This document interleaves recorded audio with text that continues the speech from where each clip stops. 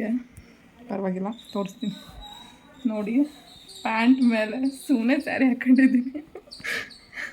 ನಾನು ಏನು ಮಾಡಲಿ, ಸ್ಯಾರಿ ಉಟ್ಕೊಳ್ಳೋಕ್ಕಾಗಲ್ಲ. ಬೆಡ್ ಮೇಲೆ 2 ಅವರ್ 3 ಅವರ್ ಕಷ್ಟಪಟ್ಟು ನಾನು ಯಾವಾಗೋ ಅಪರೂಪಕ್ಕೆ ಅಮಾಸೆಗೋ ಪೌರ್ಣಮಿಗೋ ವರ್ಷಕ್ಕೋ, ಅದೇನೋ ಹೇಳ್ತಾರ, ವರ್ಷಕ್ಕೋ 6 ತಿಂಗಳಿಗೋ ಯಾವಾಗೋ ಒಂದು ಸಾರಿ ಸೀರೆ ಉಟ್ಕೊಳ್ಳೋದು ನಂಗೆ. Hi hello good morning. ಇವತ್ತು 70ನೇ ದಿನದ ವ್ಲಾಗು. ಸೊ ನಿನ್ನೆ ವ್ಲಾಗಲ್ಲಿ ಏನೆಲ್ಲ ಮಾಡ್ತಾಯಿದ್ದೀನಿ ಅಂತ ತೋರಿಸ್ದೆ. ಸೊ ಇನ್ನೊಂದು ಸ್ವಲ್ಪ ಇವತ್ತು ಶೂಟಿಂಗ್ ಥರ ಮಾಡ್ತಾಯಿದ್ದೀನಿ. ಫೋಟೋ ಶೂಟಿಂಗೋ ಇಲ್ಲಾಂದರೆ ವೀಡಿಯೋ ಶೂಟಿಂಗೋ ಗೊತ್ತಾಗ್ತಿಲ್ಲ. ಯಾಕಂದರೆ ಫಸ್ಟ್ ಟೈಮ್ ಆ ಥರ ಮಾಡ್ತಾಯಿರೋದು. ಕೆಲವೊಂದು ಸರಗಳನ್ನ ಸ್ಯಾರಿಲಿ ತೋರಿಸಿದ್ರೆ ಚೆನ್ನಾಗಿ ಕಾಣಿಸುತ್ತೆ ಅಂತೇಳಿ ಇವತ್ತು ಅದಕ್ಕೆ ರೆಡಿ ಮಾಡಿ ಇಟ್ಕೊಂಡಿದ್ದೀನಿ. ಒಂದಷ್ಟು ಐಟಮ್ಸ್ ಎಲ್ಲ ತೆಗೆದು.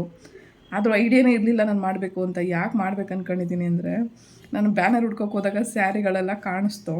ಸೊ ಬ್ಲೌಸ್ಗಳೆಲ್ಲ ಸಿಕ್ಕಿದು. ಸೊ ಅದರಿಂದ ಮಾಡಬೇಕಂತ.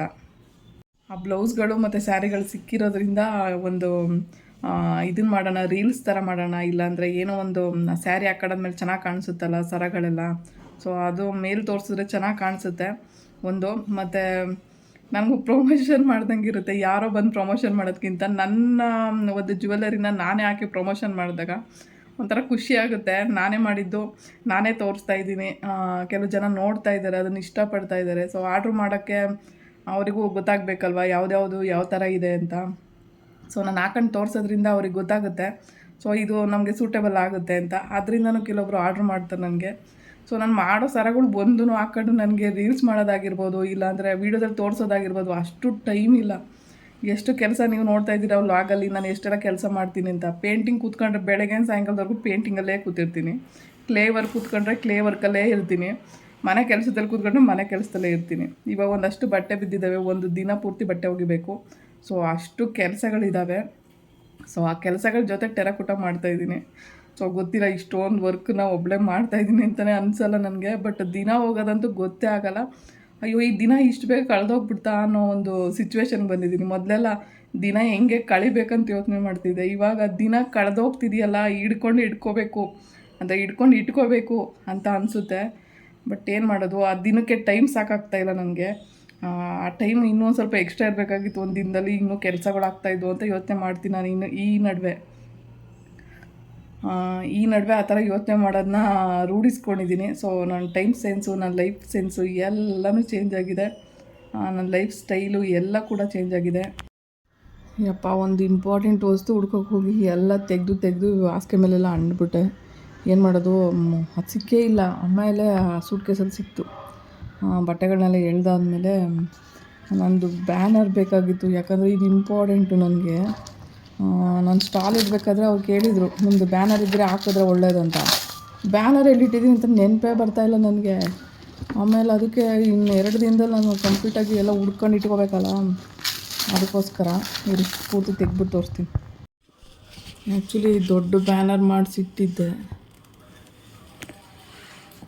ಇದು ಯಾರೊಬ್ಬರು ಮಾಡಿಸ್ಕೊಟ್ಟಿದ್ದೆ. ಆ್ಯಕ್ಚುಲಿ ಈಗ 1 ಇಯರ್ ಬ್ಯಾಕ್ ಅನಿಸುತ್ತೆ. ಸೊ ಅವ್ರು ಮಾಡಿಸ್ಕೊಟ್ಟಿದ್ದು ಇವತ್ತು ಒಂದು ಯೂಸ್ಫುಲ್ ಕೆಲಸಕ್ಕೆ ಉಪಯೋಗ ಆಗ್ತಿದೆ. ಸೊ ಇದೆಲ್ಲ ನಾನು ಮೊದಲು ಮಾಡ್ತಾಯಿದ್ದಿದ್ದು, ಇದೆಲ್ಲ ಡಿಸೈನ್ಸ್ ಎಲ್ಲ. ಸೊ ಇದನ್ನು ಅಲ್ಲಿ ಹಾಕಬೇಕು ನಾವು ಬ್ಯಾನರು. ಅದರಿಂದ ಹುಡುಕಿದ್ಕೆ ಸಿಕ್ತು. ಕೆಲವು ಜನ ಹೆಂಗಿರ್ತಾರೆ ಅಂತ ಹೇಳಿದ್ರೆ, ನಮ್ಮ ಒಂದು ಸ್ಟೇಟಸ್ಸು ಇದೆಲ್ಲ ನೋಡಿ, ಲೈಫ್ ಸ್ಟೈಲ್ ನೋಡಿ ಬೆಲೆ ಕೊಡೋರು ಇರ್ತಾರೆ. ಒಂದು ವಿಷಯ ಹೇಳಬೇಕು, ಉದಾಹರಣೆಗಳ ಜೊತೆ ಹೇಳ್ತೀನಿ ನಾನು. ಸೊ ನಾನು ಅಪಾರ್ಟ್ಮೆಂಟಲ್ಲಿ ಇರೋ ಟೈಮಲ್ಲಿ ಏನಾಗ್ತಿತ್ತು, ನಾನು ಕ್ರಾಫ್ಟ್ಗಳು ಮಾಡಬೇಕು ಅಂದಾಗೆಲ್ಲ ಏನು ಮಾಡ್ತಾಯಿದ್ದೆ, ನನಗೆ ಕ್ರಾಫ್ಟ್ ಐಟಮ್ಸ್ ಎಲ್ಲ ಸಿಗ್ತಾ ಇರಲಿಲ್ಲ. ನಾನು ಬೆಸ್ಟ್ ಔಟ್ ಆಫ್ ವೇಸ್ಟ್ ಕ್ರಾಫ್ಟ್ಗಳನ್ನ ಮಾಡ್ತಾಯಿದ್ದಿದ್ದು. ಔಟ್ ಆಫ್ ವೇಸ್ಟ್ ಅಂದರೆ ಗೊತ್ತಲ್ಲ, ಬಿಸಾಕೋ ವಸ್ತುಗಳನ್ನೆಲ್ಲ ತರಬೇಕು. ಅಪಾರ್ಟ್ಮೆಂಟಲ್ಲಿ ತರಬೇಕು ಅಂದರೆ ನಾನು ಎಲ್ಲಿಗೆ ಹೋಗಬೇಕು? ನಾನು ಹೋಗ್ತಾಯಿದ್ದಿದ್ದೇನು ಡಸ್ಟ್ಬಿನ್ ಒಳಗಡೆ ಹುಡ್ಕಕ್ಕೆ ಹೋಗ್ತಾಯಿದ್ದೆ. ನನಗೆಲ್ಲರೂ ಬೈತಾಯಿದ್ರು ನಮ್ಮ ಮನೇಲಿ, ನೀನೇನು ಕಸ ಅಯ್ಯೋಳ, ಹೋಗಿ ಅದ್ರೊಳಗಡೆ ಹಾಯ್ಕೊಂಡು ಬರ್ತೀಯಲ್ಲ ಅಂತ. ಅವ್ರಿಗೇನು ಗೊತ್ತು ನಾನು ಮಾಡೋ ಕಲೆಗೆ ಬೆಲೆ ಯಾರು ಕೊಡ್ತಾರೆ ಅಂತ. ಬಟ್ ಅವ್ರಿಗೆ ಆ ಬೆಲೆ ಬೇಕಾಗಿರಲಿಲ್ಲ. ನಾನೇನು ಮಾಡ್ತಾಯಿದ್ದೆ, ಅಲ್ಲಿ CC ಕ್ಯಾಮ್ರಾ ಬೇರೆ ಇರ್ತಾಯಿತ್ತು. ಬೇಸ್ಮೆಂಟ್ 1ನಲ್ಲಿ ಕಸಗಳೆಲ್ಲ ಒಂದು ಕಡೆ ಹಾಕ್ತಾಯಿದ್ರು. ನಾನು ಹೋಗ್ಬಿಟ್ಟು ಡಸ್ಟ್ಬಿನಲ್ಲಿ ವೈನ್ ಬಾಟಲ್ಗಳನ್ನ ಹುಡ್ಕೊಂಡು ಬರ್ತಾಯಿದ್ದೆ. ವೈನ್ ಬಾಟಲ್ಗಳ್ನ ಹುಡ್ಕೊಂಡು ಬರೋದು. ಮತ್ತು ಇನ್ನೂ ಕೆಲವೊಂದು ರಟ್ಟುಗಳು, ದೊಡ್ಡ ರಟ್ಟುಗಳು ಬೇಕಾಗಿತ್ತು. ಯಾವ ರಟ್ಟು ಅಂತ ಹೇಳಿದ್ರೆ, ಒಂದು ವಾಷಿಂಗ್ ಮಿಷಿನು, ಫ್ರಿಡ್ಜು ತಂದಿರ್ತಾರಲ್ವ, ಅದರೊಳಗಡೆ ಆ ಬಾಕ್ಸ್ ಪೀಸ್ ಇರುತ್ತಲ್ಲ ಅದು ಚೆನ್ನಾಗಿ ಗಟ್ಟಿ ಇರ್ತಾಯಿತ್ತು. ಸೊ ಅದೇನಕ್ಕೆ ಬೇಕಾಗಿರ್ತಿತ್ತು ಅಂದರೆ ನನಗೆ ವಾಲ್ ಹ್ಯಾಂಗಿಂಗ್ ಮಾಡೋದಕ್ಕೆ ಬೇಕಾಗ್ತಿತ್ತು. ಸೊ ಅದನ್ನು ಶೇಪಲ್ಲಿ ಕಟ್ ಮಾಡಿಬಿಟ್ಟು ಅದ್ರ ಮೇಲೆ ಪಿಸ್ತಾದಲ್ಲೋ ಇಲ್ಲಾಂದರೆ ಬೇರೆ ಥರ ಡಿಸೈನ್ಸ್ ಎಲ್ಲ ಮಾಡಿಬಿಟ್ಟು ಹಾಕೋದು. ನಂದು ಓಲ್ಡು ಒಂದು ಚಾನಲ್ ಇತ್ತು, ಯೂಟ್ಯೂಬ್ ಚಾನಲ್ ಇತ್ತು. ಅದರಲ್ಲಿ ನಾನು ಬೇಕಾದಷ್ಟು designs best out of waste ಕ್ರಾಫ್ಟ್ಗಳು ಮತ್ತು ಬಾಟಲ್ ಮೇಲೆ ಪಿಸ್ತಾ ಸಿಪ್ಪೆಯಿಂದ ಮಾಡಿರೋಂಥ ಕ್ರಾಫ್ಟ್ಗಳು ಎಷ್ಟೊಂದು ವೀಡಿಯೋಸ್ ಅಪ್ಲೋಡ್ ಮಾಡುತ್ತಿದ್ದೆ. ಏನು ಗೊತ್ತಾ, ಇದು ನನ್ನ ಲೈಫ್ ಸ್ಟೈಲ್ನ ಚೇಂಜ್ ಮಾಡಿರೋದು. ಯಾಕಂದರೆ ಲೈಫಲ್ಲಿ ನಾನು ಫಸ್ಟೆಲ್ಲ ಇದೆಲ್ಲ ಗೊತ್ತಿಲ್ಲದೇ ಯೂಟ್ಯೂಬ್ ನೋಡ್ತಾ ನೋಡ್ತಾ ಕಲ್ತಿರೋದು. ನನಗೆ ಸ್ಪೈನ್ ಇಂಜುರಿ ಆಗಿ ಬರೀ 3 ತಿಂಗಳಿಗೆ ಬೆಡ್ ಮೇಲೆ ಮಾಡೋಕ್ಕೆ ಸ್ಟಾರ್ಟ್ ಮಾಡಿದ್ದು. ಸೊ ಇವತ್ತಿಗೆ ಮರೆಯೋಕ್ಕಾಗಲ್ಲ ನನಗೆ ಅದನ್ನು. ಯಾಕಂದರೆ ನನ್ನ ಲೈಫ್ ಸ್ಟೈಲ್ನ ಚೇಂಜ್ ಮಾಡಿದ್ದು, ನನ್ನ ಮೈಂಡ್ ಸೆಟ್ನ ಚೇಂಜ್ ಮಾಡಿದ್ದು ಆ ಕಲೆ. ಅದರಿಂದ ನಾನೇನು ಮಾಡ್ತಿದ್ದೆ, ಎಲ್ಲೂ ಹೊರಗಡೆ ಏನು ಸಿಕ್ಕಿದ್ರು ಬಿಡ್ತಾ ಇರಲಿಲ್ಲ, ಎಲ್ಲ ತೊಗೊಂಡು ಬರೋದು. ಅದಕ್ಕೆ ಏನು ಮಾಡಿದ್ರೆ ಏನಾಗ್ಬೋದು ಅಂತ ಒಂದು ಐಡಿಯಾದಲ್ಲಿ ಕ್ರಿಯೇಟ್ ಮಾಡ್ತಾಯಿದ್ದೆ, ಹೊಸ್ದಾಗಿ ಕ್ರಿಯೇಟ್ ಮಾಡ್ತಾಯಿದ್ದೆ. ನನ್ನ ಮಗನಿಗೆ 5 ವರ್ಷದ ಬರ್ತಡೇ ಅದೇ ಟೈಮ್ ಬಂತಲ್ವಾ, ರಟ್ಟಲ್ಲಿ 5 ಶೇಪಲ್ಲಿ ಒಂದು ಇದರೊಳಗೆ ಪೇಪರ್ ಡಿಸೈನಲ್ಲಿ ಮಾಡಿದ್ದೆ ನಾನು. 5 ಶೇಪಲ್ಲಿ ದೊಡ್ಡದು ಒಂದು ಬಿಗ್, ಅಂದರೆ ಒಂದು ದೊಡ್ಡ ಸೈಜ್ 5ಅಲ್ಲಿ ಮಾಡಿದ್ದೆ. ಅದು ಫೋಟೋ ಎಲ್ಲಾದರೂ ಇದ್ದರೆ ಗೂಗಲಲ್ಲಿ ಹುಡುಕ್ಬಿಟ್ಟು ಹಾಕ್ತೀನಿ. ಸೊ ಅದು ಎಷ್ಟು ಚೆನ್ನಾಗಿ ಕಾಣಿಸ್ತಾ ಇತ್ತು ಅಂದರೆ, ನನಗೆ ಕ್ರಾಫ್ಟ್ ಮೈಂಡು ಇವಾಗ ಅಷ್ಟು ಚೇಂಜ್ ಆಗ್ತಾ ಇದ್ದಿದ್ದು. ಬಟ್ ನನ್ನ ಲೈಫ್ ಸ್ಟೈಲನ್ನು ನಾನು ಆ ಥರ ಚೇಂಜ್ ಮಾಡ್ಕೊಂಡೆ. ಮತ್ತು ಯೂಟ್ಯೂಬ್ ಚಾನಲ್ ಮಾಡಬೇಕು ಅಂತ ಐಡಿಯಾ ಬಂದಿದ್ದು ಅದರಿಂದನೇ. ಕ್ರಾಫ್ಟ್ ವೀಡಿಯೋಸ್ನೆಲ್ಲ ಹಾಕ್ತಾಯಿದ್ದೆ ಆ ಚಾನಲಲ್ಲಿ. ಸೊ ಆದ್ರೂ ನನಗೆ ಯಾವ ಚಾನಲ್ ಇಂಪ್ರೂವ್ಮೆಂಟ್ ಆಗಲಿಲ್ಲ. ಇವಾಗ ನೀವು ನೋಡ್ತಾರೋ ಚಾನಲ್ ಇಂಪ್ರೂವ್ಮೆಂಟ್ ಆಗ್ತಿದೆ. ಸೊ ಇನ್ನೂ ಮುಂದೆ ಚೆನ್ನಾಗಿ ನೋಡ್ತಾಯಿದ್ರೆ ಇಂಪ್ರೂವ್ಮೆಂಟ್ ಚೆನ್ನಾಗಿ ಆಗುತ್ತೆ ಅಂತ ನನಗೆ ಅನಿಸಿಕೆ ಇದೆ, ಮತ್ತು ಅಭಿಪ್ರಾಯ ಮತ್ತು ನಂಬಿಕೆ ಎಲ್ಲನೂ ಇದೆ. ಸೊ ಆವಾಗ ಅಪಾರ್ಟ್ಮೆಂಟಲ್ಲಿ ಒಂದು ಹೇಳಿದ್ನಲ್ಲ, ಸ್ಟೇಟಸ್ ನೋಡಿ ಬೆಲೆ ಕೊಡ್ತಾರೆ ಅಂತ. ಅಲ್ಲಿದ್ದಾಗ ಕೆಲವು ಜನ ನನ್ನನ್ನು ಚೆನ್ನಾಗಿ ಮಾತಾಡಿಸ್ತಾಯಿದ್ರು. ಯಾಕೆ ಅಪಾರ್ಟ್ಮೆಂಟಲ್ಲಿ ಇದ್ನಲ್ಲ, ಬೆಲೆ ಕೊಡ್ತಾಯಿದ್ರು ಏನೋ ಗೊತ್ತಿಲ್ಲ. ನಿಜವಾಗ್ಲೂ ಆಶ್ರಮಕ್ಕೆ ಹೋದೆ ನೋಡಿ, ನನ್ನ ಕೈ ಆಪ್ರೇಷನ್ ಆದಮೇಲೆ ಅಲ್ಲಿ ಅಷ್ಟು ಜನ ಮಾತಾಡಿಸ್ತಾಯಿದ್ದವರು ಗೊತ್ತಿರೋರೇನೆ, ನನ್ನ ಬಗ್ಗೆ ತಿಳ್ಕೊಂಡಿರೋರೇನೆ. ಆಶ್ರಮಕ್ಕೆ ಹೋಗಿದ್ದೀನಿ ಅಂತ ಹೇಳ್ದಾದ್ಮೇಲೆ ಅವ್ರು ನನ್ನ ಜೊತೆ ಮಾತುಕತೆನೇ ಬಿಟ್ಬಿಟ್ರು, ನನ್ನ ಕಾಂಟ್ಯಾಕ್ಟೇ ಬಿಟ್ಬಿಟ್ರು. ಜನ ಮನುಷ್ಯ ಹೆಂಗಿದ್ದಾನೆ ಅಂತ ನೋಡಲ್ಲ, ಮನೆ ಸ್ಥಿತಿ ಮನಿ ಸ್ಥಿತಿ ನೋಡ್ತಾರೆ. ಮನೆ ಸ್ಥಿತಿ ಸರಿಯಾಗಿದೆಯಾ, ಅವ್ರ ಹತ್ರ ಹಣ ಇದೆಯಾ, ಮನಿ ಸ್ಥಿತಿ ಹೆಂಗಿದೆ ಅಂತ ನೋಡ್ತಾರೆ. ಸೊ ಆ ಉದಾಹರಣೆಗೆ ಹೋದರೆ ನಿಜವಾಗ್ಲೂ ಮನುಷ್ಯನದು ಒಂದು ಆಲೋಚನೆ ಇದೆಯಲ್ಲ. ಬಟ್ ಆಶ್ರಮಕ್ಕೆ ಹೋಗಿದ್ದೀನಿ ಅಂದಾಗ ತುಂಬ ಜನ ಯಾಕೆ ಹೋದೆ ಅಲ್ಲಿ, ನಿನ್ಗೇನು ಕಮ್ಮಿ ಆಗಿತ್ತು ಇಲ್ಲಿ, ಮನುಷ್ಯನಿಗೆ ಬೆಲೆನೇ ಇಲ್ಲ ಅಂದರೆ ಅವ್ರ ಹತ್ರ ಇದ್ದು ಏನು ಯೂಸು, ಮನಸ್ಸಿಗೆ ನೆಮ್ಮದಿ ಇಲ್ಲ, ಜೀವನಕ್ಕೊಂದು ಅರ್ಥ ಇಲ್ಲ, ಏನು ಇಲ್ದಿದ್ಮೇಲೆ ಅಲ್ಲಿದ್ದರೆ ಅರ್ಥ ಏನು ಬರುತ್ತೆ. ನನ್ನ ಅನಿಸಿಕೆ ಪ್ರಕಾರ ಹೇಳೋದು, ಮನುಷ್ಯ ಬದುಕೋದು ತುಂಬ ದಿನ ಇರಲ್ಲ. ಬದುಕೋಷ್ಟು ದಿನ ನೆಮ್ಮದಿಯಾಗಿ ಖುಷಿಯಾಗಿರೋದನ್ನ ಕಲ್ತ್ಕೋಬೇಕು, ಇರೋದ್ರಲ್ಲೇ ತೃಪ್ತಿ ಪಡೋದನ್ನ ಕಲ್ತ್ಕೋಬೇಕು. ಯಾಕಂದರೆ ನಾನು ಅವತ್ತು ಅಪಾರ್ಟ್ಮೆಂಟಲ್ಲಿದ್ದೆ, ಅಪಾರ್ಟ್ಮೆಂಟ್ ಲೈಫಿಗೆ ಅಡ್ಜಸ್ಟ್ ಆಗಿದ್ದೆ. ಬಟ್ ಏನು ಅಂದರೆ ನನ್ನ ಸ್ಥಿತಿ ಇದೇ ಥರ ಇತ್ತಲ್ಲ. ಸೊ ನಾನು ಎಲ್ಲೋದ್ರೂ ನಾನು ಒಂದೇ ಸ್ಥಿತಿಗೆ ಅಡ್ಜಸ್ಟ್ ಆಗಬೇಕಾಗಿತ್ತು. ನಾನೇನು ಅಪಾರ್ಟ್ಮೆಂಟಲ್ಲಿದ್ದೀನಿ ಅಂತ ನಾನೇನೋ ಫ್ಲೈಟಲ್ಲಿ ಓಡಾಡೋಕ್ಕಾಗ್ತಿತ್ತ, ಇಲ್ಲ ನಾನು ಯಾರಾದ್ರು ಹೊತ್ಕೊಂಡೋಗಿ ಕಾರಲ್ಲಿ ಕೂರಿಸ್ತಾಯಿದ್ರಾ, ಇಲ್ವಲ್ಲ. ಅಲ್ಲೂ ಅದೇ ಪರಿಸ್ಥಿತಿ, ಇವಾಗ ಇರೋ ಮನೇಲೂ ಅದೇ ಪರಿಸ್ಥಿತಿ, ಆಶ್ರಮದಲ್ಲಿದ್ದಾಗೂ ಅದೇ ಪರಿಸ್ಥಿತಿ. ನನ್ನ ಮನಸ್ಥಿತಿ ಒಂದೇ ಥರ ಇದೆ. ಯಾಕೆಂದರೆ ಇರೋದನ್ನ ಅಡ್ಜಸ್ಟ್ ಮಾಡ್ಕೋಬೇಕು, ಮತ್ತು ಯಾರಿಲ್ಲಾದರೂ ನಾನು ಬದುಕ್ತೀನಿ ಅನ್ನೋ ಒಂದು ಚಾಲೆಂಜ್ ಮೇಲೆ ನಾನಿವತ್ತು ಹೊರಗಡೆ ಬದುಕ್ತಾ ಇರೋದು. ಎಲ್ಲರೂ ಬಿಟ್ಟರೂ ಬದುಕ್ತಾ ಇದ್ದೀನಿ. ಸೊ ಜನ ಆ ಮೈಂಡನ್ನ ಬೆಳೆಸ್ಕೋಬೇಕು. ನಾನು ಎಲ್ಲೇ ಇದ್ದರೂ ಒಂದೇ ಥರ ಬದುಕ್ತೀನಿ, ಯಾವತ್ತೂ ಚೇಂಜ್ ಆಗೋಲ್ಲ. ದುಡ್ಡು ನೋಡಿದರೂ ಚೇಂಜ್ ಆಗೋಲ್ಲ, ದುಡ್ಡು ನೋಡದೇ ಇದ್ದರೂ ಚೇಂಜ್ ಆಗೋಲ್ಲ ಅನ್ನೋ ಒಂದು ಮನಸ್ಥಿತಿ ಇರಬೇಕು. ಬಟ್ ನಮ್ಮ ಅಪ್ಪ ಅಮ್ಮನ ಮನೇಲಿ ಕಷ್ಟ ಇತ್ತು, ಅದು ನನಗೆ ಗೊತ್ತು. ಬಟ್ ಆ ಕಷ್ಟ ನಂಗೆ ಮುಂದೆ ಬರುತ್ತೆ ಅಂತ ನಂಗೆ ಗೊತ್ತಿರಲಿಲ್ಲ. ಮದುವೆ ಆದಮೇಲೆ ಒಂದಷ್ಟು ಸ್ಟೇಟಸ್ಸು ಚೇಂಜ್ ಆಯಿತು. ಬಟ್ ಚೇಂಜ್ ಆದರೂ ಏನಾಯಿತು, ನನ್ನ ಲೈಫ್ ಹಿಂಗಾಯಿತು ಗೊತ್ತದು ನನಗೆ. ಹಿಂಗಾದ್ಮೇಲೆ ಏನಾಯಿತು, ನನಗೆ ಅನಿಸಿರೋ ಪ್ರಕಾರ ಚೆನ್ನಾಗಿರೋರು ಸ್ಟೈಲ್ ಮಾಡ್ಬೋದು, ಚೆನ್ನಾಗಿರ್ಬೋದು. ಬಟ್ ನನಗೆ ಗೊತ್ತಾಯಿತು, ನಾನು ಹೆಂಗಿದ್ದೀನೋ ಹಂಗೆ ಇರೋದನ್ನ ನಾನು ರೂಢಿ ಮಾಡ್ಕೋಬೇಕು, ಆ ಪರಿಸ್ಥಿತಿಗೆ ನನ್ನ ಅಡ್ಜಸ್ಟ್ಮೆಂಟ್ ಮಾಡ್ಕೋಬೇಕು ಅಂತ ನನ್ನ ಮನಸ್ಸಿಗೆ ಬಂತು.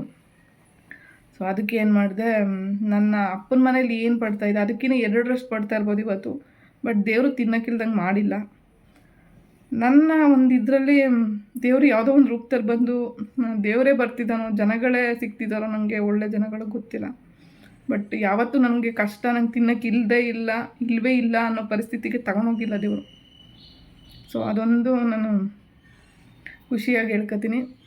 ಸಾಕು, ದೇವ್ರು ಏನು ಗೊತ್ತಾ, ಹೊಟ್ಟೆಗಿಟ್ಟು ಮೈ ಮೇಲೆ ಬಟ್ಟೆ ಅಂತ ಹೇಳ್ತಾರಲ್ಲ, ಸೊ ಅದನ್ನು ಚೆನ್ನಾಗಿ ಇಟ್ಟಿದ್ದಾನೆ, ಅಷ್ಟೇ ಸಾಕು.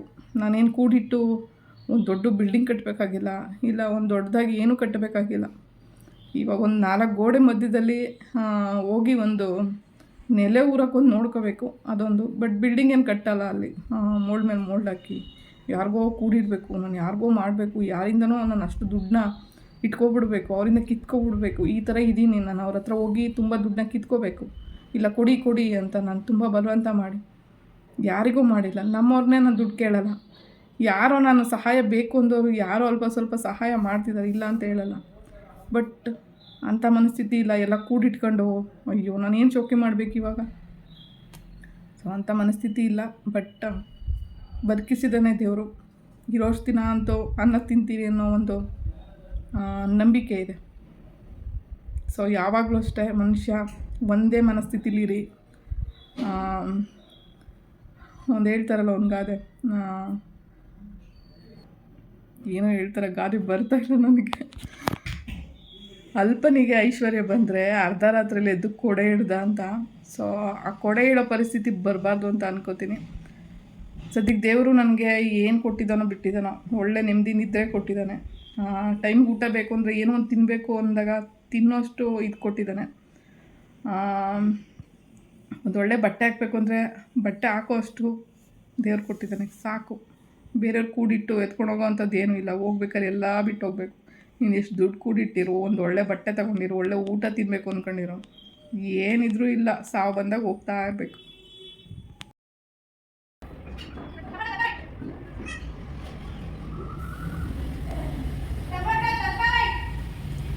ಆಂಟಿ ಇಲ್ಲಿ ಬನ್ನಿ, ಈಗ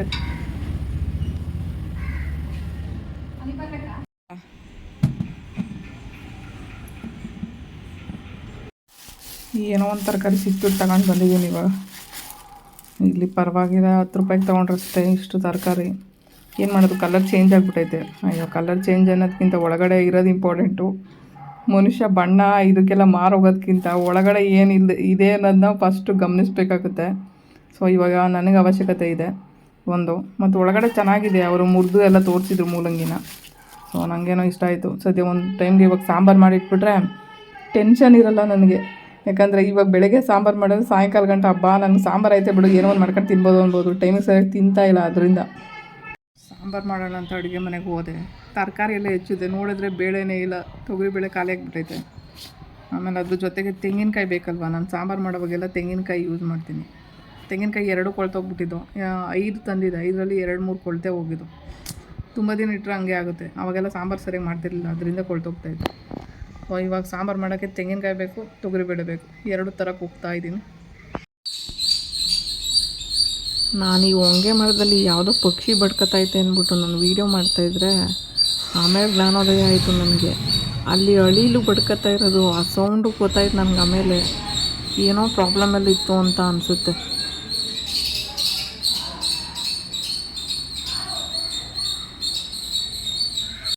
ನನ್ನ ಗಾಡಿ ಆರನ್ ಸೌಂಡ್ ಕೇಳಿದ್ರೆ ಸಾಕು, ಎಲ್ಲಿದ್ರು ಓಡ್ ಬಂದ್ಬಿಡ್ತಾರೆ ಇವ್ರು 3 ಜನನು. ಅದರಲ್ಲಿ ವೈಟು ನಾಯಿ ಇದೆ ಅಲ್ಲ, ಇದು ಸೇರಿ ಟೋಟಲ್ 4 ಜನ ಇದ್ದಾರೆ.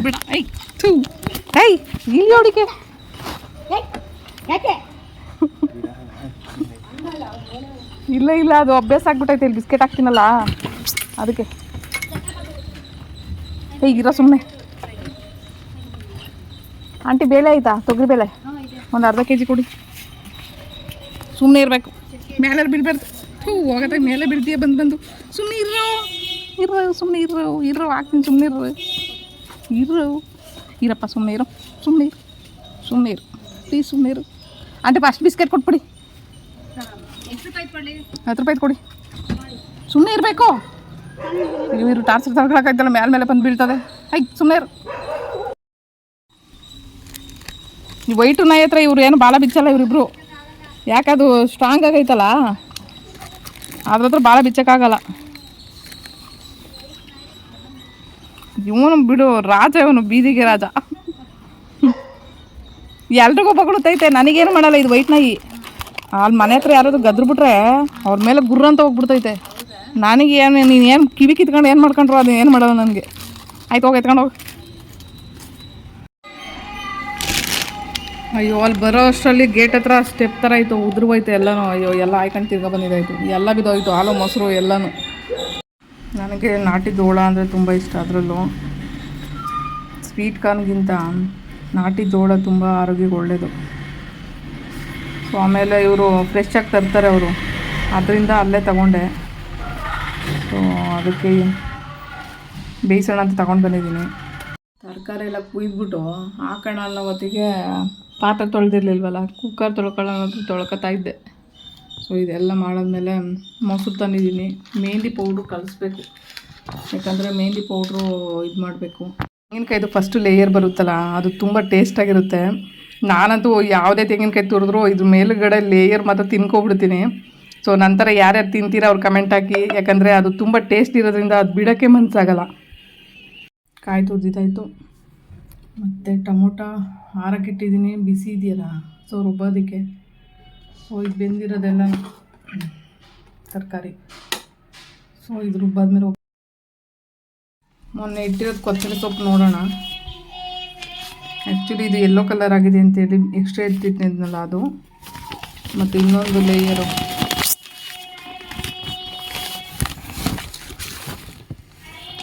ಈ ಸೊಪ್ಪು ನೋಡಿ, ಇದು ಚೆನ್ನಾಗೇ ಇದೆ, ಸ್ವಲ್ಪ ಕಲರ್ ಚೇಂಜ್ ಆಗಿದೆ ಅಷ್ಟೇ.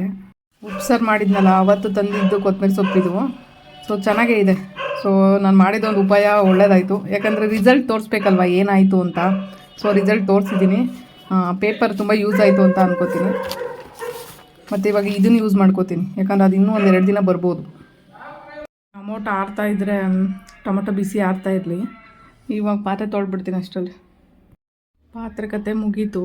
ಒಂದಷ್ಟು ಪಾತ್ರೆ ಇದ್ದಾವೆ. ಯಪ್ಪ ಎಲ್ಲ ತೊಳೆದು ಸಾಕಾಯಿತು. ಇನ್ನು ಅಡುಗೆ ಮಾಡಿ ತಿನ್ನೋ ಹೊತ್ತಿಗೆ ಆಗಲ್ಲ ಕತೆ. ಆಲ್ರೆಡಿ 12 ಗಂಟೆ ಆಗಿಬಿಟ್ಟೈತೆ. ಈ 12 ಗಂಟೆವರೆಗೂ ಹಿಂಗೆ ಇದ್ರೆ ನನ್ನ ಕತೆ ಆಗುತ್ತಲ್ಲ. ಮೊನ್ನೆ ಗ್ಯಾಸ್ಟ್ರಿಕ್ ಥರ ಹಂಗಾಗ್ಬಿಟ್ರೆ ಕಷ್ಟ. ಅದಕ್ಕೆ ಸ್ವಲ್ಪ ಆರಕ್ಕಿಟ್ಟಿದ್ದಲ್ಲ, ಟೊಮೊಟೊ ಅದ್ರ ಪಾಡ್ಗೆ ಅದು ಆರ್ಕೊಳ್ಳಿ, ರುಬ್ಬಿ ಆಮೇಲೆ ಒಗ್ಗರಣೆ ಆಗೋ ಹೊತ್ತಿಗೆ ಇನ್ನೂ ಲೇಟ್ ಆಗ್ತದೆ. ಸೊ ಅದ್ರ ಬದಲು ಜೋಳ ಬೇಯಕ್ಕಿಟ್ಟು, ಅಯ್ಯೋ ಸಾರಿ ನೀರು ಚೆಲ್ಲೋಗ್ಬಿಡ್ತು. ಜೋಳ ಬೇಯಿಸಕ್ಕಿಟ್ಟಿದ್ನಲ್ಲ, ಸೊ ಅದು ಅಪರೂಪಕ್ಕೆ ಏನು ಮಾಡೋದು, ಒಂದೊಂದ್ಸರಿ ಮಿಸ್ ಆಗಿಬಿಟ್ಟೆ. ಅಪರೂಪ ಅಲ್ಲ, ಒಂದ್ಸರಿ ಮಿಸ್ ಆಗಿಬಿಟ್ಟು ಚೆಲ್ಲೋಗ್ಬಿಡುತ್ತೆ. ಏನು ಮಾಡೋಕ್ಕಾಗಲ್ಲ. ಈಗ ಸ್ಟಾರ್ಟ್ ಮಾಡೋಣ ಜೋಳ ದಿನಕ್ಕೆ. ಮೊನ್ನೆ ಸಿಂಕ್ ಪಕ್ಕದಲ್ಲಿ ಏನು ಮಾಡಿದೆ, ಆ್ಯಸಿಡ್ ಹಾಕ್ಬಿಟ್ಟಿದ್ದೀನಿ. ಪಾತ್ರೆ ತೊಳೆದ್ಬಿಟ್ಟು ಸೈಡಲ್ಲೇ ಇಟ್ಬಿಟ್ಟಿದ್ದೀನಿ. ಏನಾಗಿದೆ, ಪಾತ್ರೆ ಎಲ್ಲ ಕಲರ್ ಚೇಂಜ್ ಆಗಿಬಿಟ್ಟಿದೆ. ಆಮೇಲೆ ಬೇಜಾರಾಯಿತು, ಹೊಸ ಪಾತ್ರೆಗಳೆಲ್ಲ ಕಲರ್ ಚೇಂಜ್ ಆಗಿಬಿಟ್ಟಿದೆಯಲ್ಲ ಅಂತ. ಆಡೋದು ಆ್ಯಸಿಡಿಂದ ಎಷ್ಟು ಅದು ಕೆಮಿಕಲ್ ಇದೆ ಅನ್ನೋದು ಅದರಿಂದ ಗೊತ್ತಾಗುತ್ತೆ. ನಾನೇನು ಮಾಡಿದೆ, ಸಿಂಕ್ ಪಕ್ಕ ಎಲ್ಲ ತುಂಬ ಗಲೀಜು ಅಂತ ಅನಿಸ್ತಾಯಿತ್ತು. ಅದಕ್ಕೆ ಏನು ಮಾಡಿದೆ, ಹೋಗಲಿ ಅಂತ ಹೇಳ್ಬಿಟ್ಟು ಆ್ಯಸಿಡ್ ಹಾಕ್ಬಿಟ್ಟು ಬಿಟ್ಬಿಟ್ಟೆ ಹೋಗ್ಬಿಟ್ಟೆ. ನೋಡಿದ್ರೆ ಪಾತ್ರೆ ಟಬ್ ಪಕ್ಕದಲ್ಲೇ ಇದೆ. ಈ ಥರ ಪಾತ್ರೆ ಟಬ್ಬು ಪಕ್ಕದಲ್ಲೇ ಇರುತ್ತಲ್ಲ. ಸೊ ಅದೇನಾಗಿದೆ, ಎಲ್ಲ ಸ್ಪ್ರೆಡ್ ಆಗಿಬಿಟ್ಟು ಬ್ಲ್ಯಾಕ್ ಆಗಿಬಿಟ್ಟೈತೆ. ಎಷ್ಟೊಂದು ಪಾತ್ರೆಗಳು ಉಜ್ಜಿ ಎಷ್ಟು ತೊಳೆದ್ರೂ ಹೋಗ್ತಾನೆ ಇಲ್ಲ. ಇದರಲ್ಲಿ ಕಲ್ಲರೆಲ್ಲ ಅದೇ ಥರ ಇದೆ. ಇವಾಗ 2 ಇಯರ್ಸ್ ಬ್ಯಾಕು ನನಗೆ ಬೇರೆಯವ್ರು ಅಡುಗೆ ಮಾಡಿಕೊಡ್ತಾ ಇದ್ದಿದ್ದು. ಸೊ ಒಂದೊಂದು ಸಾರಿ ತಿನ್ನೋಕ್ಕಾಗ್ತಿರ್ಲಿಲ್ಲ. ತಿನ್ನೋಕ್ಕಾಗದೇ ಇರೋವಾಗ ಅನ್ಕೋತಾ ಇದ್ದೆ, ದೇವರೇ ನನ್ನಷ್ಟು ನಾನೇ ಅಡುಗೆ ಮಾಡ್ಕೊಂಡು ಯಾವ ಕಾಲಕ್ಕೆ ತಿಂತೀನಪ್ಪ ಅಂತ. ಮನಸ್ಸಲ್ಲಿ ದೃಢವಾಗಿ ಸಂಕಲ್ಪ ಮಾಡ್ಕೊಂಡ್ರೆ ಅದು ನೆರವೇರುತ್ತಂತೆ. ಸೊ ನಾನು 2 ಇಯರ್ಸ್ ಬ್ಯಾಕ್ ಅಂದ್ಕೊಂಡಿದ್ದೆ, ಸುಮ್ಮನೆ ಅಂದ್ಕೊಂಡೆ. ಏನಂತ ಅಂದರೆ ನನ್ನಷ್ಟು ನಾನೇ ಅಡುಗೆ ಮಾಡ್ಕೊಂಡು ನೆಮ್ಮದಿಯಾಗಿ ತಿನ್ನಬೇಕಪ್ಪ ಅಂತ. ಬಟ್ ಅಂದ್ಕೊಂಡಂಗೆ ಈ 2 ಇಯರ್ಸ್ ಅಲ್ಲಿ ಅಷ್ಟು ಚೇಂಜಸ್ ಆಗಿಬಿಟ್ಟಿದೆ.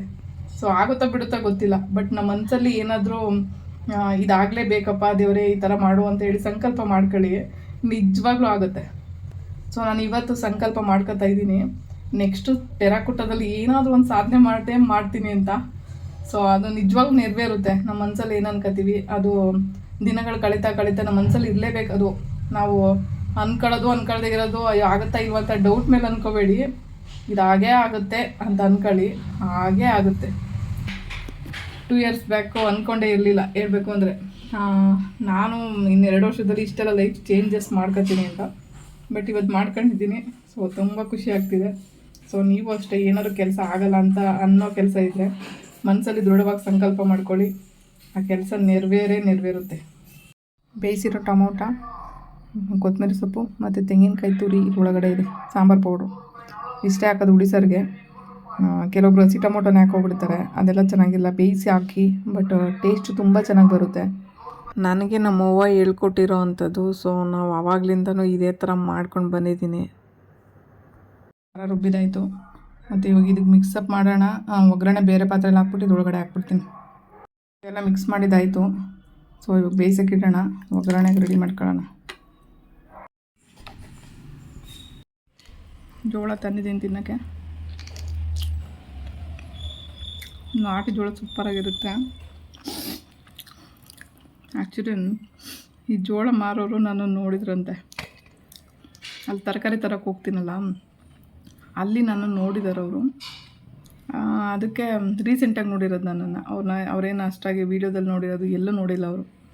ಇವ್ರು ವೀಲ್ಚೇರಲ್ಲೇ ಇದ್ಕೊಂಡು ಹೆಂಗೆಲ್ಲ ಲೈಫ್ ಲೀಡ್ ಮಾಡ್ತಿದ್ದಾರೆ, ಹೊರಗಡೆ ಎಲ್ಲ ಓಡಾಡ್ತಾರಲ್ಲ, ಹೆಂಗಪ್ಪ ಇದು ಅಂತ ನೋಡ್ತಿದ್ದಾರೆ ನನ್ನ. ಆಮೇಲೆ ಇವತ್ತು ಕೇಳಿದರು, ಹೆಂಗೆ ಮಾಡ್ತೀರಾ ಲೈಫ್ ಇದ್ರೊಳಗಡೆ, ಹೆಂಗೆ ಬಟ್ಟೆ ಹೋಗಿದ್ದೀರಾ, ಹೆಂಗೆ ಕೆಲಸಗಳು ಮಾಡ್ಕೊತೀರಾ, ಹೆಂಗೆ ಅಡುಗೆ ಮಾಡ್ತೀರಾ ಅಂತ.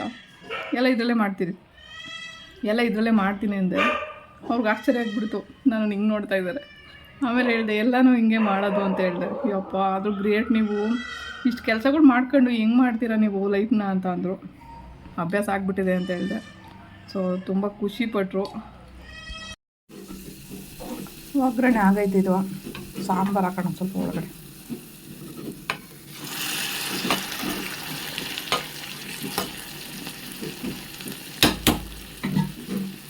ಇವಾಗ ಇದನ್ನು ತಗೊಂಡೋಗ್ಬಿಟ್ಟು ಸಾಂಬಾರು ಒಳಗಡೆ ಹಾಕ್ಬಿಡೋಣ. ಅಷ್ಟೇ ಮುಗೀತು ಸಾಂಬಾರು ಕತೆ.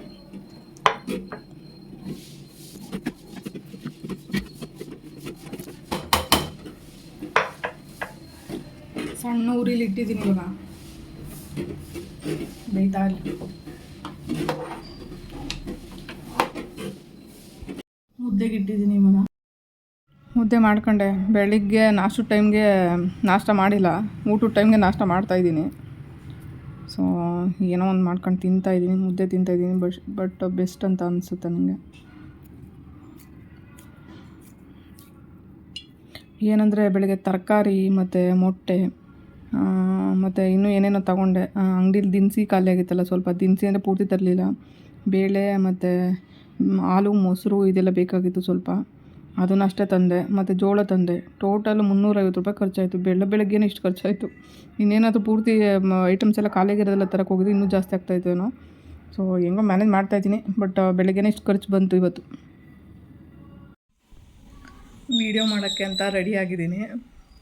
ಸೊ ಹೆಂಗೆ ರೆಡಿಯಾಗಿದ್ದೀನಿ ಅಂತ ಹೇಳಿದ್ರೆ ನಿಜವಾಗ್ಲೂ ನಗ್ತೀರಾ, ಹಂಗಿದೆ ನಾನು ರೆಡಿಯಾಗಿರೋದು. ಸೊ ಹೇಳ್ತೀನಿ ಏನಂತ. ಸೊ ಇದು ಲಾಂಗ್ ಸೆಟ್ ಬರುತ್ತೆ, ಮತ್ತು ಜುಮ್ಕಾ ಅದ್ರ ಜೊತೆಗೆ. ಬಟ್ ಏನೂ ವೆಯ್ಟ್ ಇರಲ್ಲಪ್ಪ, ನನಗೇನೋ ಇದ್ರೊಳಗಡೆ ಎಲ್ಲ ಮಣ್ಣು ತೆಗ್ದು ಮಾಡಿರೋದ್ರಿಂದ ವೆಯ್ಟ್ ಅಂತ ಅನಿಸಲ್ಲ. ಫಂಕ್ಷನ್ಗಳಿಗೆಲ್ಲ ಹಾಕೊಳ್ಳೋಕ್ಕೆ ತುಂಬ ಚೆನ್ನಾಗಿರುತ್ತೆ. ಸೊ ಹೆಂಗೆ ಹೋಗ್ತಾಳೆ, ಹೆಂಗೆ ಒಂದು ಕ್ಲಿಪ್ಪು ಹಾಕಿಲ್ಲ, ಹಂಗೆ ಹಾಕೊಂಡಿದ್ದೀನಿ. ಇಲ್ಲಿ ನೋಡಿ, ನಿಜವಾಗ್ಲೂ ಇಷ್ಟು ಕೆಲಸದ ಮಧ್ಯದಲ್ಲಿ ನನಗೆ ಏನು ಮಾಡಬೇಕೋ ಗೊತ್ತಾಗಲ್ಲ. ಸೊ ಅದಕ್ಕೆ ಸುಮ್ಮನೆ ಹಂಗೆ ಹಾಕ್ಕೊಂಡು ಒಂದು ವೀಡಿಯೋ ಮಾಡಿದೆ ಆಲ್ರೆಡಿ. ರೀಲ್ಸ್ ಅಪ್ಲೋಡ್ ಮಾಡಿದ್ದೀನಿ ನೋಡಿ. ಅದಕ್ಕೆ ಪರವಾಗಿಲ್ಲ ತೋರಿಸ್ತೀನಿ ನೋಡಿ. ಪ್ಯಾಂಟ್ ಮೇಲೆ ಸುಮ್ಮನೆ ಸ್ಯಾರಿ ಹಾಕ್ಕೊಂಡಿದ್ದೀನಿ. ನಾನು ಏನು ಮಾಡಲಿ, ಸ್ಯಾರಿ ಉಟ್ಕೊಳ್ಳೋಕೆ ಆಗಲ್ಲ. ಬೆಡ್ ಮೇಲೆ 2 ಅವರ್ 3 ಅವರ್ ಕಷ್ಟಪಟ್ಟು ನಾನು ಯಾವಾಗೋ ಅಪರೂಪಕ್ಕೆ ಅಮಾಸೆಗೋ ಪೌರ್ಣಮಿಗೋ ವರ್ಷಕ್ಕೋ, ಅದೇನೋ ಹೇಳ್ತಾರಲ್ಲ, ವರ್ಷಕ್ಕೋ 6 ತಿಂಗಳಿಗೋ ಯಾವಾಗೋ ಒಂದು ಸಾರಿ ಸೀರೆ ಉಟ್ಕೊಳ್ಳೋದು. ನಂಗೆ ಸೀರೆ ಹಾಕ್ಕೊಂಡ್ರೆ ಕಂಫರ್ಟೇಬಲ್ ಇರೋಲ್ಲ. ಬೆಡ್ಡಿಂದ ವೀಲ್ಚೇರ್ಗೆ ಜರುಗಬೇಕಾದ್ರೆ ಏನಾಗುತ್ತೆ, ಇಲ್ಲೊಂದು ಬ್ರೇಕ್ ಇದೆಯಲ್ಲ ನಂದು, ತೋರಿಸ್ತೀನಿ. ಈ ಬ್ರೇಕ್ ಇದೆಯಲ್ಲ, ಇದು ತಡ್ಕೊಬಿಡುತ್ತೆ. ನನಗೆ ಡ್ರೆಸ್ಗಳಾಗಲಿ ಸ್ಯಾರಿಗಳಾಗಲಿ ನನಗೆ ಕಂಫರ್ಟೇಬಲ್ ಇರೋಲ್ಲ. ಆಮೇಲೆ ಕಾಲು ಸೆನ್ಸೇಷನ್ ಇಲ್ಲದೆ ಇರೋದ್ರಿಂದ ನಾನು ಎಲ್ಲಿ ಹಿಡ್ಕೊಂಡು ಬಿದ್ದೋಗ್ತೀನಿ. ಆಮೇಲೆ ಕಾಲು ಎಲ್ಲಿದೆ ಅಂತ ಗೊತ್ತಾಗಲ್ಲ, ಎಲ್ಲರೂ ಸಿಕ್ಕಾಕೊಂಡು ಮುರಿದೋಗ್ಬಿಟ್ರೆ ಕಷ್ಟ. ಆ ಭಯದಿಂದ ಏನು ಮಾಡ್ತೀನಿ, ಅದೆಲ್ಲ ಕಂಫರ್ಟೇಬಲ್ ಇಲ್ಲದೆ ಇರೋದನ್ನೆಲ್ಲ ಬಿಟ್ಬಿಟ್ಟಿದ್ದೀನಿ ಇವಾಗ. ಏನಿದ್ರು ಟೀ ಶರ್ಟು ಪ್ಯಾಂಟ್ ಶರ್ಟು ಇದೆಲ್ಲ ಇದ್ದೀನಿ ಇವಾಗ. ಬಟ್ ಸ್ಯಾರಿ ಉಟ್ಕೊಂಡಿರೋದು ಹಿಂಗೆ ನೋಡಿ, ಪೂರ್ತಿ ಸ್ಯಾರಿ ಹಿಂಗೆ ಬಂದುಬಿಡುತ್ತೆ. ಸೊ ಪ್ಯಾಂಟ್ ಮೇಲೆ ಹಾಕ್ಕೊಂಡಿರೋದು. ಸೊ ಪ್ಯಾಂಟ್ ಮೇಲೆ ಹಿಂಗೆ ಹಾಕ್ಕೊಂಡಿದ್ದೀನಿ. ಸೊ ಏನು ಮಾಡೋಕ್ಕಾಗಲ್ಲ, ಇವಾಗ ಫ್ಯಾಷನ್ ಅಲ್ವಾ, ಅದಕ್ಕೆ ನಾನೇನು ಹೊರಗಡೆ ಹೋಗಲ್ವಲ್ಲ, ಜಸ್ಟ್ ವೀಡಿಯೋ ಮಾಡೋದಕ್ಕಲ್ವಾ. ಅದಕ್ಕೆ ಇದನ್ನು ಮಾಡೋಕ್ಕೆ ಏನೆಲ್ಲ ಬ್ಯಾಕ್ಗ್ರೌಂಡ್ ಮಾಡಿದ್ದೀನಿ ಅಂತ ತೋರಿಸ್ತೀನಿ ನೋಡಿ. ನೋಡಿ ಜ್ಯುವೆಲರಿ ಬಾಕ್ಸ್ ಬಿದ್ದಿದೆ, ಅಲ್ಲಿ ನೋಡಿ ಎಷ್ಟು ಬ್ಯಾಗ್ಗಳೆಲ್ಲ ತೆಗೆದು ಎಸ್ತಿದ್ದೀನಿ. ಬಟ್ಟೆಗಳೆಲ್ಲ ಜೋಡಿಸ್ಬಿಟ್ಟಿದೆ, ಅಲ್ಲಿ ಜೋಡಿಸಿದ್ದೆ, ನಿಮ್ಗೆ ಗೊತ್ತು ಅನಿಸುತ್ತೆ. ಕರೆಂಟ್ ಹೋಗ್ಬಿಟ್ಟಿದೆ, ಸರಿ ಕಾಣಿಸ್ತಾ ಇಲ್ಲ. ಅಲ್ಲಿಂದ ತೆಗೆದು ಯಾವ್ಯಾವ ಸ್ಯಾರಿ ಇದ್ದಾವೆ ಎಲ್ಲ ತಗೊಂಡು ಬಂದು ಇವಾಗೆಲ್ಲ ರೆಡಿಯಾಗಿರುತ್ತೆ. ವೀಡಿಯೋ ಮಾಡೋದು ಒಂದೇ ಆಗಿರ್ಬೋದು, ಬಟ್ ಬ್ಯಾಕ್ಗ್ರೌಂಡಲ್ಲಿ ಎಷ್ಟು ಕಷ್ಟ ಇರುತ್ತೆ ಅಂತ ಆ ವೀಡಿಯೋ ಮಾಡೋದು ಮಾತ್ರ ಗೊತ್ತಿರುತ್ತೆ. ಸೊ ನನಗೇನು ಎಫೆಕ್ಟಿವ್ ಆಗಿ ವೀಡಿಯೋ ಮಾಡೋದಕ್ಕೆ ಬರೋಲ್ಲ. ಏನು ನನ್ನ ಮನಸ್ಸಿಗೆ ಬರುತ್ತೆ ನಾನು ಹಂಗಂಗೆ ಕಲ್ತ್ಕೊಂಡು ನಾನು ಇವತ್ತು ಎಡಿಟ್ ಮಾಡಿಬಿಟ್ಟು ಯೂಟ್ಯೂಬ್ ಚಾನಲ್ ಮಾಡೋದಾಗಿರ್ಬೋದು, ವೀಡಿಯೋ ಅಪ್ಲೋಡ್ ಮಾಡೋದಾಗಿರ್ಬೋದು, ಎಲ್ಲನೂ ಓನಾಗಿ ಮಾಡ್ತಾ ಇರೋದು. ಸೊ ಅಷ್ಟು ಐಡಿಯಾ ಇಲ್ದಿಲ್ಲ. ಬಟ್ ಈ ಚಾನಲ್ ಮಾಡುವಾಗ ನಂಗೆ ಒಬ್ರು ಐಡಿಯಾ ಕೊಟ್ಟರು, ಅವ್ರಿಗೆ ತುಂಬ ಥ್ಯಾಂಕ್ಸ್ ಹೇಳ್ತೀನಿ. ಆ ಥ್ಯಾಂಕ್ಸ್ ಹೇಳಬೇಕಾದ್ರೆ ಅವ್ರ ನೇಮ್ ಹೇಳ್ತೀನಿ, ಇವತ್ತು ಬೇಡ ಅದು. ಸೊ ಒಂದಿನ ಹೇಳ್ತೀನಿ ನಾನು ಅವ್ರ ನೇಮು. ಅರ್ಧ ದಿನ ಅಡುಗೆ ಮನೆಯಲ್ಲೇ ಕಳೆದೋಯ್ತು, ಇನ್ನು ಅರ್ಧ ದಿನ ಏನು ಕೆಲಸ ಮಾಡಲಿ. ಅದಕ್ಕೆ 1-2 ವೀಡಿಯೋ ಮಾಡಿಬಿಟ್ಟು ಹೋಗೋಣ ಅಂತ ಬಂದೆ. ಸೊ ಒಂದು ವೀಡಿಯೋ ಮಾಡಿದ್ದೀನಿ ರೀಲ್ಸು. ಇನ್ನೊಂದು ವೀಡಿಯೋಗೆ ಮಾಡೋಣ ಅಂತ ಕರೆಂಟ್ ಬೇರೆ ಹೋಗ್ಬಿಡ್ತು. ಇಲ್ಲೊಂದು ಸ್ವಲ್ಪ ಲೈಟಿಂಗ್ಸ್ ಆದರೂ ಚೆನ್ನಾಗಿ ಕಾಣಿಸ್ತಿತ್ತು, ಇವಾಗ ಏನೂ ಕಾಣ್ತಾ ಇಲ್ಲ. ಸೊ ಬ್ಲ್ಯಾಕ್ ಇದೀನಲ್ಲ, ಏನೇನು ಕಾಣ್ತಾ ಇಲ್ಲ. ಸೊ ಅದಕ್ಕೆ ಇನ್ನೊಂದು ಸ್ವಲ್ಪ ಮಾಡೋಣ ವೀಡಿಯೋ ಅಂದ್ಕೊಂಡೆ. ಆಗುತ್ತೆ ಇಲ್ಲೋ ಗೊತ್ತಿಲ್ಲ. ಇನ್ನೆರಡು ದಿನದಲ್ಲಿ ಸ್ಟಾಲಾಗಿ ಕಂಪ್ಲೀಟ್ ಮಾಡ್ಕೋಬೇಕಾಗಿದೆ. ಸಾಕು ವೀಡಿಯೋ ಮಾಡಿದ್ದು, ತಲೆಗಟ್ಟೋಗ್ತು ಇವಾಗ. ಸುಮ್ಮನೆ ಇವಾಗ ಬೇರೆ ಕೆಲಸ ಮಾಡ್ತೀನಿ. ಇಲ್ಲಿ ಕರೆಂಟ್ ಬೇರೆ ಹೋಗಿತ್ತು, ಕೂದಲು ಬೇರೆ ನನಗೆ ಗಟ್ಟಿ ಇರೋದ್ರಿಂದ ನನಗೆ ಮೇಲೆ ಎತ್ತು ಕಟ್ಟಿಲ್ಲ ಅಂದರೆ ಶಕೆ ಆಗುತ್ತೆ. ಸೊ ಅದೊಂಥರ ಟಾರ್ಚರ್ ಅನಿಸ್ಬಿಡುತ್ತೆ. ಒಂದೊಂದು ವೀಡಿಯೋ ಮಾಡೋಕ್ಕೂ ಕಷ್ಟಪಡ್ತಾಯಿದ್ದೆ.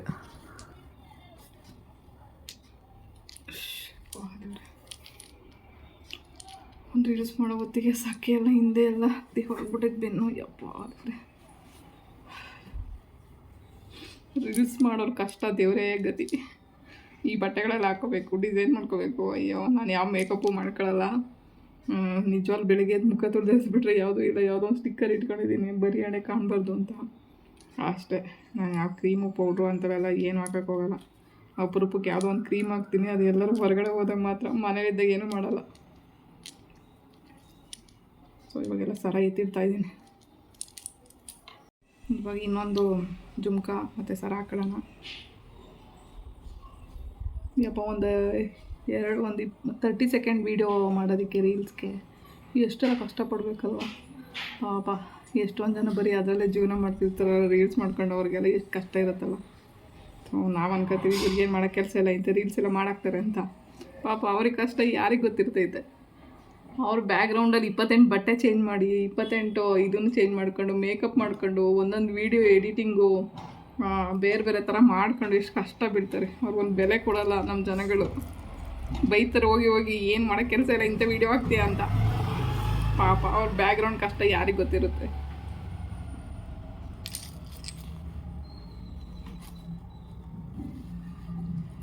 ಸೊ ಈ ಸರ ನೋಡಿ, ಇನ್ನೂ ಲೆಂತ್ ಕೆಳಗಡೆ ಬಿಟ್ಕೋಬೇಕು. ಇಷ್ಟು ಬರಬೇಕು, ಲಾಂಗ್ ಬರುತ್ತೆ ಇದು. ಸೊ ಚೆನ್ನಾಗಿ ಕಾಣಿಸುತ್ತೆ. ಹೆಂಗೋ ಸೀರೆ ಉಟ್ಕೊಂಡಿದ್ದೀನಿ, ಏನು ಮಾಡೋದು. ಈ ಕೆಲಸದ ಮಧ್ಯದಲ್ಲಿ ಇದು ಮಾಡ್ತಾ ಇರೋದು ಹೆಚ್ಚು ಅಂತ ಹೇಳ್ಕೊಬೇಕು ನಾನು. ನಿಜವಾಗ್ಲೂ ಯಾರು ಈ ಕೆಲಸದ ಮಧ್ಯದಲ್ಲಿ ಇದನ್ನೆಲ್ಲ ಯಾರು ಮಾಡ್ತಾರೆ? ಇವತ್ತೇ ಮಾಡ್ತಾ ಇರೋದು. ಯಾಕಂದರೆ ಮತ್ತೆ ಇದು ಸ್ಟಾಲ್ಗೆ ಹಾಕ್ದಾಗ ಸೇಲ್ ಆಗಿಬಿಡುತ್ತೆ. ಸೇಲ್ ಆದಮೇಲೆ ಮತ್ತೆ ಮಾಡೋಕ್ಕಾಗಲ್ವಲ್ಲ, ಅದಕ್ಕೋಸ್ಕರ ಮಾಡ್ತಾಯಿದ್ದೀನಿ. ಸೊ ಹೆಂಗಿದೆ ಇದು ಜುಮ್ಕ ನೋಡಿ. ಅವಾಗೇ ಹಾಕಿದ್ನಲ್ಲ ಅದೇ ಸ್ಟಡ್ಡು, ಬಟ್ ಜುಮ್ಕ ಬೇರೆ ಇದೆ. ಇದು ಕೂಡ ಅಷ್ಟೆ. ಸೊ ಸರ ಡಿಸೈನ್ ನೋಡಿ. ಕರೆಂಟ್ ಇಲ್ಲಾಂದರೆ ಇನ್ನೊಂದು ಸ್ವಲ್ಪ ಬೆಳಕು ಚೆನ್ನಾಗಿ ಕಾಣಿಸ್ತಾ ಇರೋದು.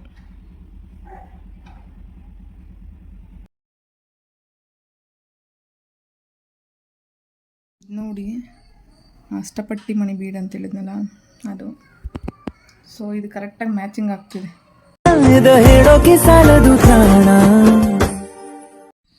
ಇದು ಅಷ್ಟಪಟ್ಟಿ ಮಣಿ ಬೀಡ್ ಅಂತ ಹೇಳ್ತಾರೆ. ಸೊ ಇದು ಮಣ್ಣಿಂದ ಮಾಡಿರೋವಂಥದ್ದು.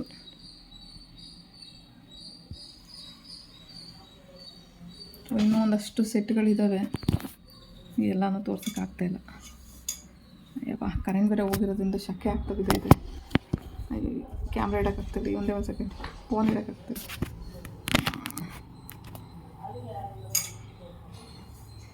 ನೋಡಿ ಎಷ್ಟು ಚೆನ್ನಾಗಿ ಕಾಣ್ತೈತೆ.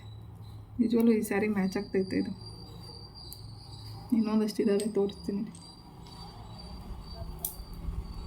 ಆ್ಯಕ್ಚುಲಿ ಇದು ಫುಲ್ಲು ಲಾಂಗ್ ಬರುತ್ತೆ ಈ ಥರ. ಮತ್ತು ಅದರಲ್ಲೇ ಇನ್ನೊಂದು ಕಲರ್ ಮಾಡಿದ್ದೀನಿ, ಬಟ್ ಅದಕ್ಕೆ ಪೆಂಡೆಂಟ್ ಇದೆ ನೋಡಿ.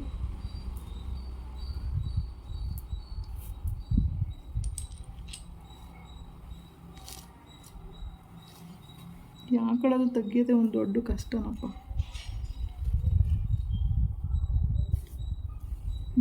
ನೋಡಿ ಈ ಥರ ಲಾಂಗ್ ಬರುತ್ತೆ.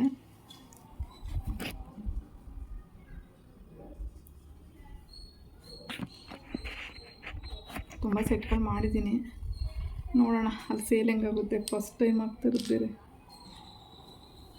ಮತ್ತು ಇದೇ ಥರದಲ್ಲಿ ಇನ್ನೊಂದು ಬ್ಲ್ಯಾಕ್ ಕಲರ್ ಮಾಡಿದ್ದೀನಿ, ಅದು ನೋಡ್ಬೇಕು ಸಖತ್ತಾಗೈತೆ. ತುಂಬ ಇಷ್ಟ ಆಯ್ತು ನನಗೆ. ಲಕ್ಷ್ಮೀ ಪೆಂಡೆಂಟು. ಆ್ಯಕ್ಚುಲಿ ಇವಾಗ ತೋರಿಸಿದ್ದು ಗಣೇಶ ನಾಗರು, ಇದು ಲಕ್ಷ್ಮೀ ನಾಗರು. ನೋಡಿ, ಲಕ್ಷ್ಮಿ ಮೇಲೆ ನಾಗರು ಬಂದಿದೆ. ಇದೊಂದು ಸಖತ್ತಾಗಿದೆ.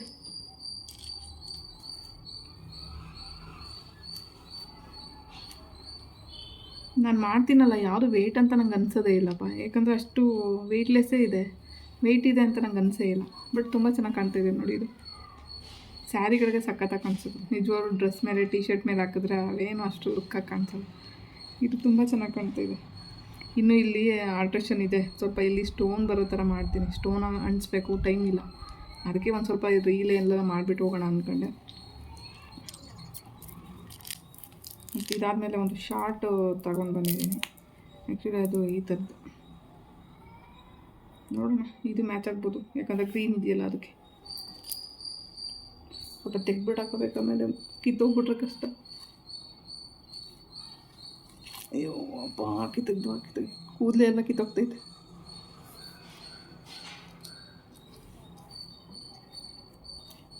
ನೋಡಿ, ಇದು ಕೂಡ ಮ್ಯಾಚ್ ಆಗುತ್ತೆ, ಇದು ಕೂಡ ಮ್ಯಾಚ್ ಆಗ್ತಿದೆ.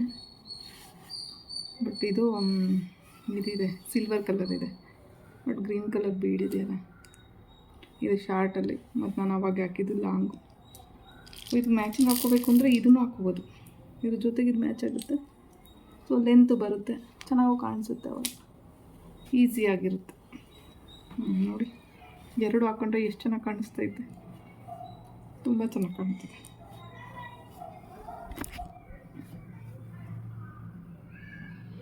ಸೊ ನೋಡಿ, ಎರಡು ಸಖತ್ತಾಗಿ ಕಾಣಿಸ್ತೈತೆ, ಎರಡು ಮ್ಯಾಚಿಂಗ್ ಆಗುತ್ತೆ. ನೀ ಬರೆದ ಕವಿತೆಯಲ್ಲೇ ನೋಡಿ ಈ ಸೆಟ್ಟು.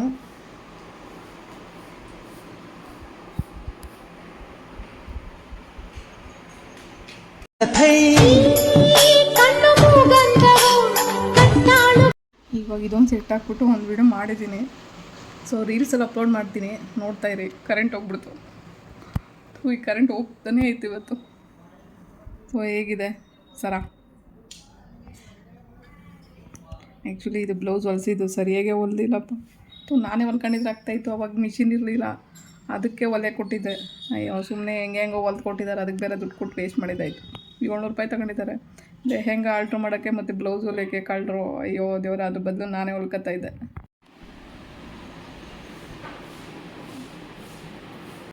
ಈ ಸರ ನೋಡಿ,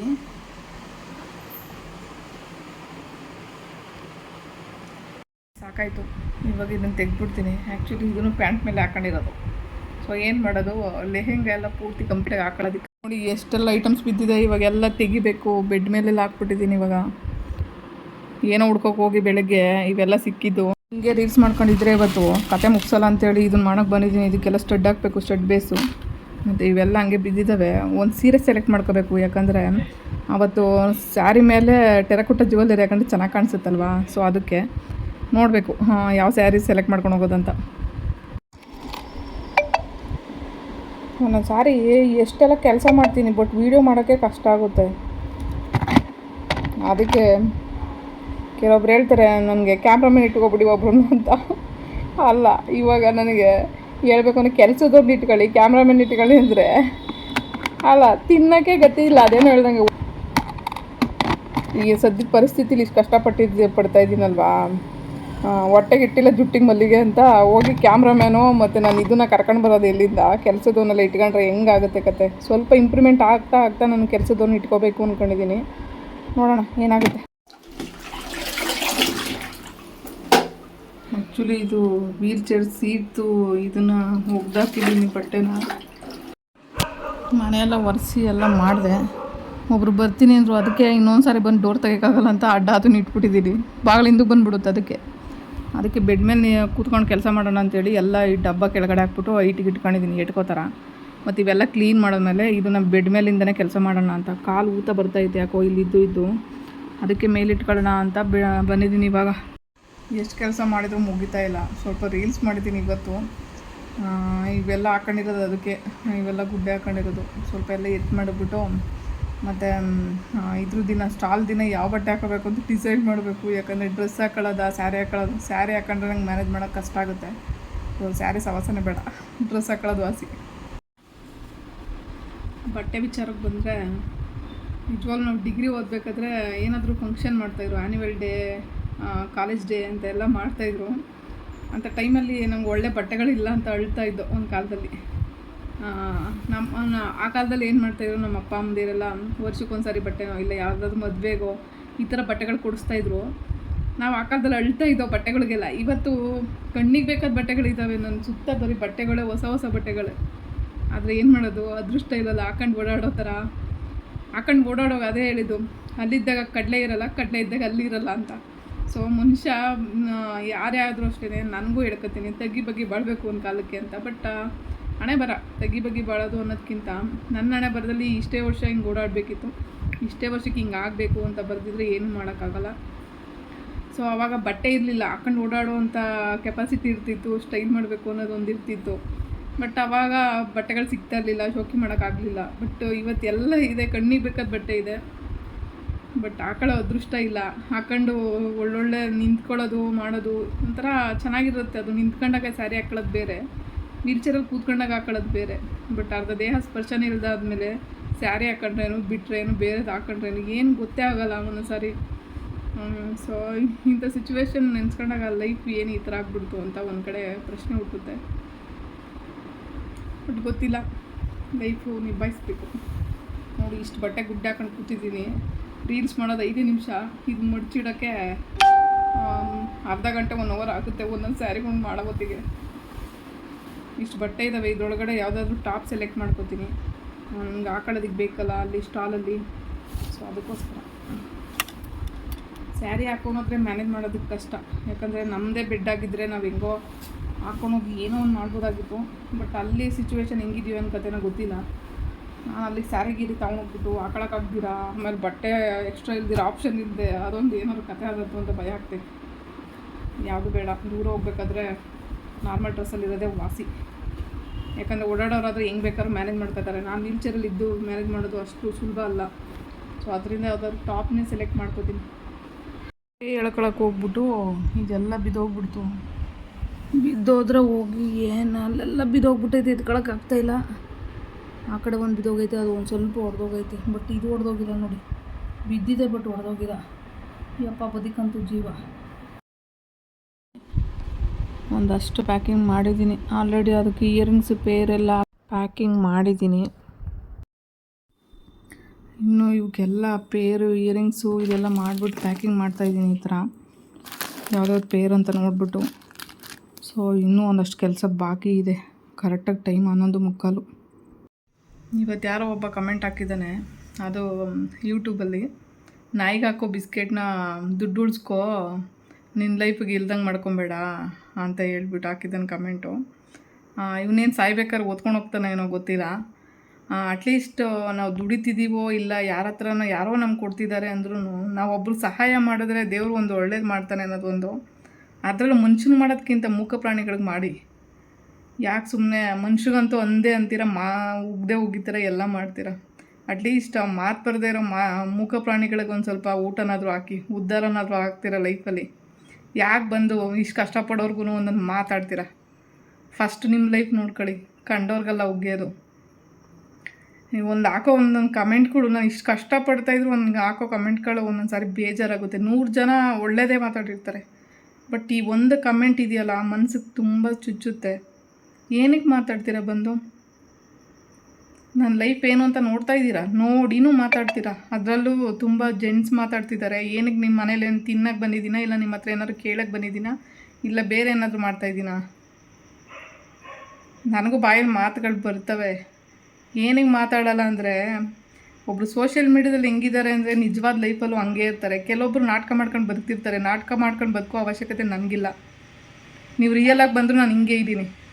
ನನ್ನ ಮಗ ಏನು ಕ್ವಶನ್ ಮಾಡೋಷ್ಟು ನಾನು ಅನ್ಸ್ಕೊಂಡಿಲ್ಲ, ಮಾಡ್ತಾನೂ ಇಲ್ಲ. ಲೈಫು ಒಂದು ಒಳ್ಳೆ ಲೈಫಲ್ಲಿ ಬದುಕ್ತಾ ಇದ್ದೀನಿ, ಕಷ್ಟನೋ ಸುಖನೋ. ಟೈಮ್ ಈಗ 12 ಗಂಟೆ. ಗಾಯ ನೋಡೋಣ ಅಂತ ಬಂದೆ, ಯಾಕೋ ಬ್ಲಡ್ ಬರ್ತಾನೆ ಐತೆ. ಕೆಟ್ಟ ರಕ್ತನೋ ಏನೋ ಗೊತ್ತಾಗ್ತಲ್ಲ. ಇದು ಹಿಂಗಂದರೆ ಸಾಕು, ತುಂಬ ಹೆವಿ ಬ್ಲಡ್ ಬರ್ತೈತೆ. ಅವಾಗಿಂದ ಒರೆಸಿ ಕ್ಲೀನ್ ಮಾಡ್ತಾನೆ ಇದ್ದೀನಿ, ಬಟ್ ಆದರೂ ಬರ್ತೈತೆ. ಏನು ಮತ್ತೇನಾದರೂ ಆಗುತ್ತೇನೋ ಅಂತ ಭಯ ಆಗ್ತೈತೆ. ಈಗೇನು ಗಾಯನೋ ಇದು 1 ವರ್ಷ ಆಯ್ತಾ ಬಂತು, ಇನ್ನೂ ವಾಸಿಯಾಗಿಲ್ಲ. ಹೋಗುತ್ತೆ ನೋಡಿ, ಹಂಗೆ ಬ್ಲಡ್ ಬರ್ತಾನೆ ಐತೆ.